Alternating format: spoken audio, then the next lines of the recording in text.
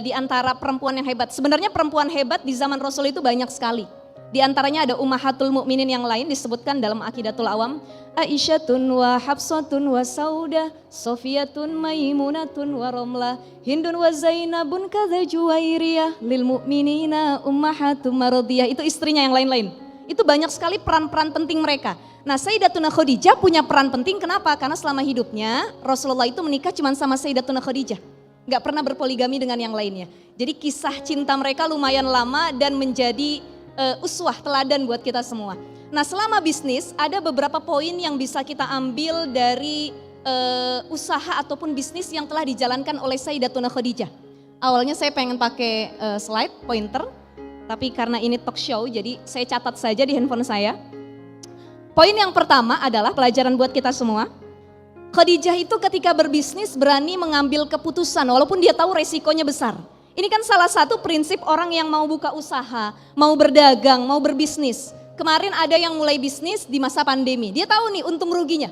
Oh sekarang gak mungkin lah profitnya sepertinya dikit, apalagi sedang pandemi. Selesai pandemi dia ngelihat peluang, oke, saya buka bisnis.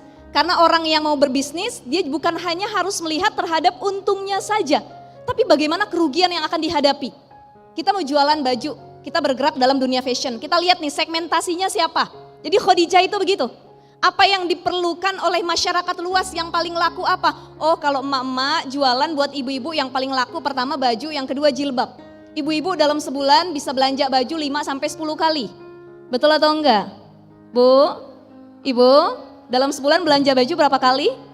Enggak pernah. Alhamdulillah, alhamdulillah ya. Bagus, bisa dicontoh bagus ya. Iya, tapi ternyata banyak juga yang lupa diri. Apalagi sekarang kita belanja bukan hanya ke supermarket ya secara offline, bisa juga sekarang banyak marketplace. Jadi penyakit ibu-ibu adalah sekarang semua di check out tapi nggak dibayar. Yang penting masuk keranjang dulu gitu ya. Ini banyak. Nah, Sayyidatuna Khadijah yang pertama adalah siap mengambil resiko. Namanya bisnis, mau untung mau rugi, bismillah. Itu yang pertama dia lakukan.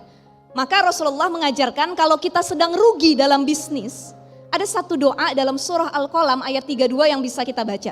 Bismillahirrahmanirrahim. Asa rabbuna ayyubdilana khairan minha inna ila rabbina raghibun. Ya, jadi kalau kita lagi rugi, ya Allah gantikanlah kerugian saya, kesedihan saya dengan hal yang lebih baik.